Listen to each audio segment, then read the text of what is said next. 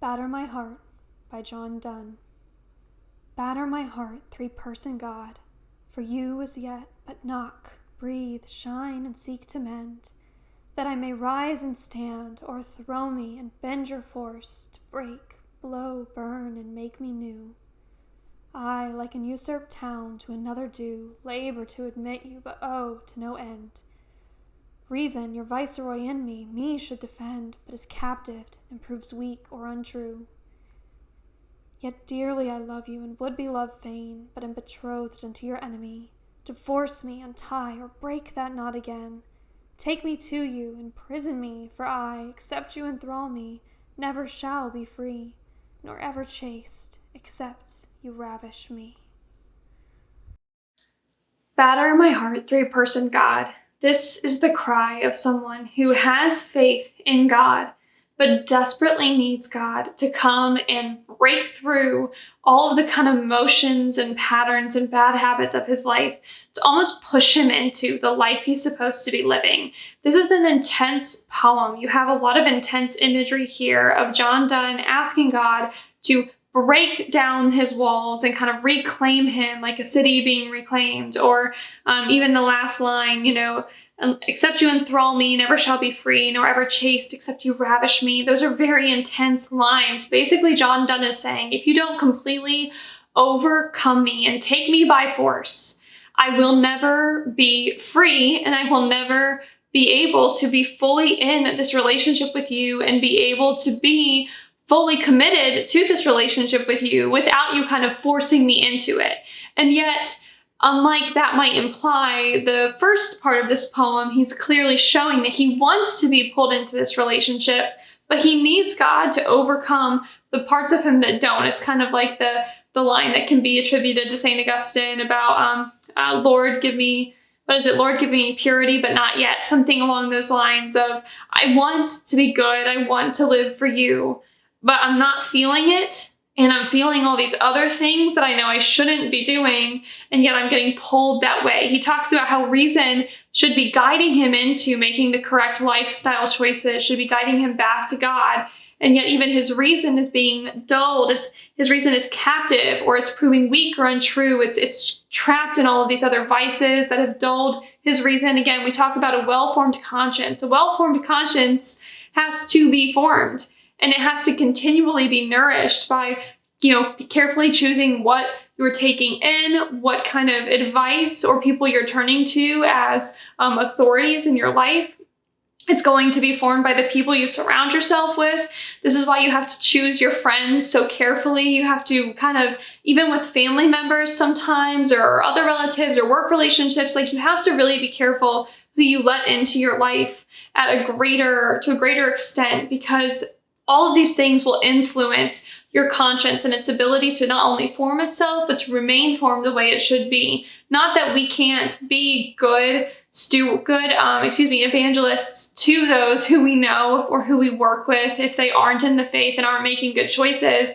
But if you suddenly decided to spend all of your time with someone who had a very poorly formed conscience and was doing very ill-reasoned things, not using their reason to choose things that were actually good for them, but instead pursuing vices, it would be very difficult for that not to corrupt you as well. Again, you have to keep that in mind when you're kind of making those decisions. But there's also other things that can cause our reason to be trapped, as John Donne describes. Even just repeated bad habits, or even just a lack of good habits, can cause our reason to be dulled and not spring to the way it needs to at the moment. And, John Donne talks about, how God's kind of like whispering in his life. He feels like he's seeing these whispers of God. God's kind of blowing like a wind through his life. He uses the words like knock, breathe, shine, trying to mend.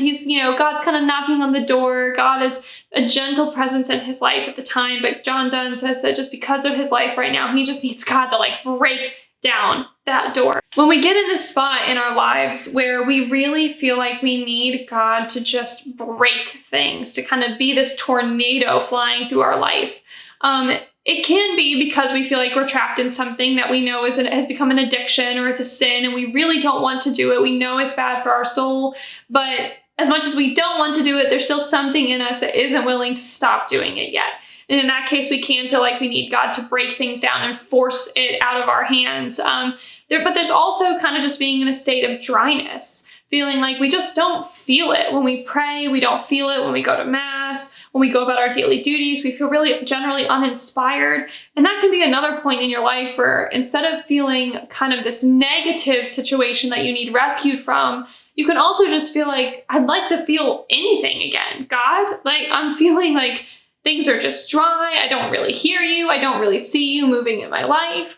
And I just love to kind of have a little bit of that nice, obvious, your presence being more obvious to me again. You may have times in your childhood or in earlier stages of your life where you can recall feeling closer to God and feeling like God's presence was more obvious. Or maybe that's something that you've never really felt, but you've heard other people talk about it and you want to experience it on your own. These are all kind of things that could have us kind of crying out with John Donne in this poem, asking him to come in. He talks about how he loves God and he wants to be loved, but he's betrothed to the enemy, which again can be an addiction, but we can be addicted to sloth.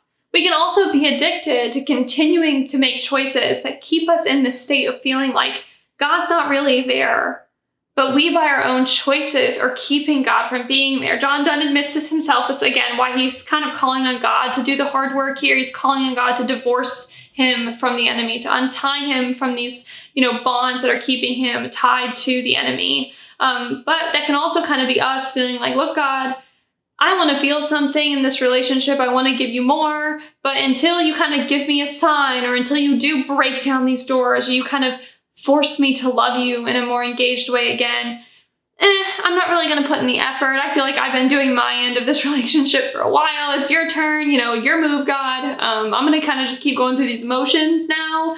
And when you're ready to have a relationship with me, then I'm here waiting. These can be two different versions of this. John Donne is speaking. His poem is, again, a very dramatic one. He's coming to this in a very dramatic place, but we can all kind of relate to this feeling of, God, are you there? Are you listening? And do you care? Do you care about what I'm going through? Do you care about giving me relief from the pain? Or do you care about helping me navigate this relationship? Or do you care about giving me guidance when I'm trying to discern my vocation? Do you care that, the people around me are kind of don't understand, or that, all of this stuff is going on in my country? It can feel like God is not there. And we can all have moments similar to John Donne's where we are just desperate for God to just barge through here like Aslan, kind of roaring like a lion and through our life. It can even feel like even if negative things were happening, it would be at least some kind of sign that he was moving. And a lot of times when we are trapped in addictions and we're trapped in patterns of sin, negative things are what's going to have to happen before we can get out of those patterns. It's again kind of something we talked about a little bit in that video on quick fixes. I wanted to talk about kind of a few ways that we can unknowingly be the cause of our own lack of connection with God, and things we can do to try to kind of break out of that. And so one reason it can feel like you're trapped in this other pattern of addiction and you can't break out is, I already mentioned this one, you know it's an addiction, you have a problem, or you're in denial, but deep down you know what you need to do, you just aren't willing to do it. And maybe you're full blown in denial about it, but to be in denial, deep down it's there. Or you're all the way over here where you like actively hate it every time you pick up that drink or you log into that inappropriate website, or it could even be something that's not as deeply sinful as that, but it is an addiction. You're going back for a third helping of ice cream that night, and you know that that's not healthy for you, and you know that's not good for your budget, but you're going to do it anyway. Or you're waking up just a little bit later every day, knowing that could make you late to work, but you're addicted to kind of just the laziness. Like, again, these can all be different levels of addiction. And you know what you need to do. You need to just wake up earlier and get up when the alarm goes off. You know that you need to look for help breaking your addiction to alcohol and go tell somebody how bad it is, or get all the alcohol out of your house, or go join a program like Alcoholics Anonymous, or that you need an accountability partner to keep you off the pornography. You need to go talk to somebody about the fact that you've been watching it. You need to go to confession, but you're not quite ready. You're afraid of how hard it's going to be to let it go. Or there's a hole in your life that you're filling with that addiction, and you know that the minute you deal with that addiction, you're going to have to replace it. You're going to have to actually address that hole, or you're just going to fill it with a new addiction. And in that instance, God breaking through is only going to do so much for you. The ball is in your court now. And what you need to do is you need to finally decide that you're going to take that step. Do you truly love God? And if so, you're going to have to make that difficult decision. Not many people get totally knocked off their horse like Saul before they transform into Paul. And even then, Saul had this conviction that he was doing the right thing. When you're caught in these patterns of addiction, when you're at the point that John Donne is in this poem where you're like, God, I love you, but I am having trouble being faithful to you. You need to help me here. Unfortunately, all of the stuff that he has in that poem already reveals that he's the solution to. He needs to break those ties he has, or he needs to find trusted help from somebody who can help him to break those ties. And confession can be very powerful for that. Even if you just go and you say, I'm struggling with this addiction and I'm not willing to let it go yet. It doesn't mean you'll be forgiven of the addiction, but you could be given the grace just through confessing that the addiction exists and you need help breaking it. You could be given the extra grace you need to break that addiction, and then eventually be able to actually confess it and be remorseful of it and be forgiven of it. So that's one thing in kind of a very extreme situation. Another thing that can make us feel like God's kind of just knocking on the door of our life but not acting in it is a lack of faith. We can go through all these motions of checking off all the boxes, but if deep down we don't believe God can do it, then it's just fake. It's just empty. It's that lukewarm person that Jesus warns us of in the Bible who will be spit out of God's mouth. And that doesn't mean that all of your going through the motions doesn't account to anything. Going through those motions is important to at least keep your external self in the correct rhythm, so that once you fix things internally, you're still going through the right things. But you need to, if you're stuck in that spot of just kind of going through the motions, but deep down lacking the faith, then things that can help you start to get past that point are, first of all, seeking out stories of people that had God move through their life in really incredible ways. These can be stories of the saints. These can be just stories that people even share online. These can be stories even from people you know. You could even ask people around you who you know to have a really lived and active faith. What proof do you have in your life of God? Where has God helped you? And you might be really surprised to hear the stories these people share, and just surrounding yourself with these messages of truth, reading the Bible, reading all the miracles of the Bible, even studying all the ways that different prophecies throughout the Old Testament were fulfilled in Jesus. This all just fills your mind with the truth, the affirmation that yes, God can. And if God can do all those incredible things that you're reading about, he can deal with and help you and handle the prayer you're bringing to him. It may not be in the way you expect it to be, but he will come and he will help you with this problem. So that's the second thing, kind of this going through the motions, but deep down not having the faith. And you can think you have the faith sometimes, but when you really take it to prayer and you really sit with it, you can sometimes be surprised that there's doubts there that you weren't even aware of. And that actually segues into the third reason you may not feel God moving in your life, is you may not be stopping enough to let him in.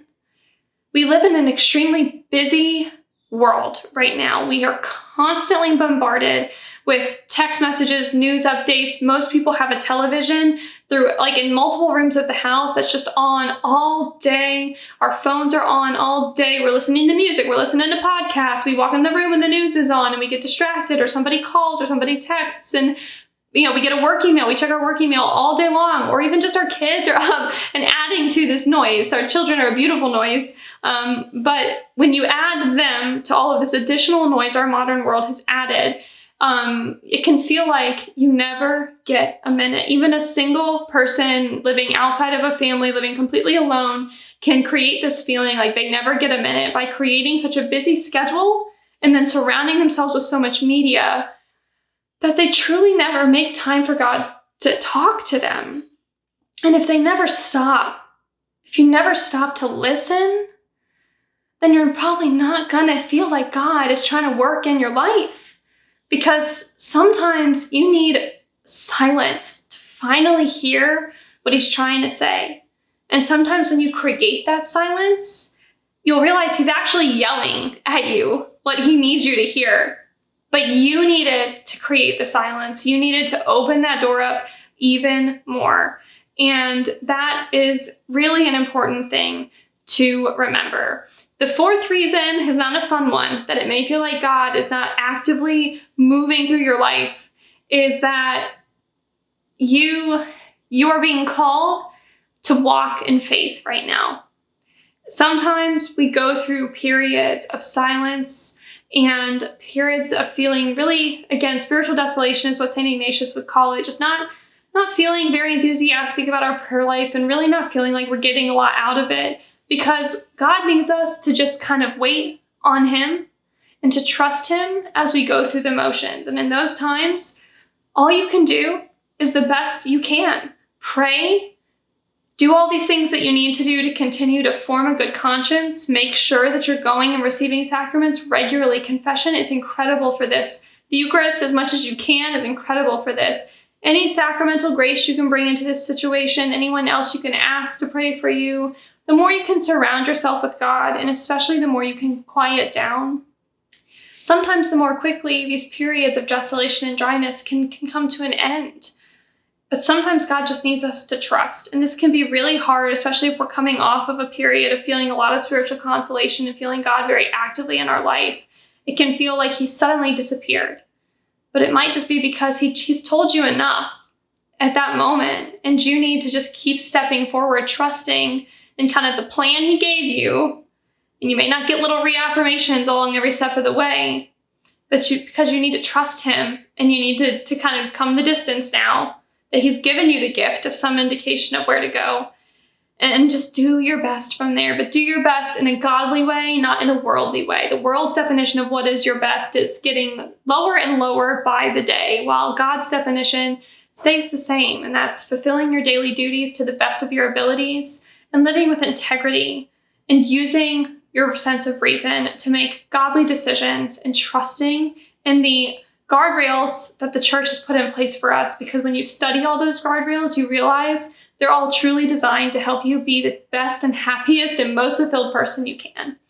So I hope that's of comfort to you. Again, this is an intense poem.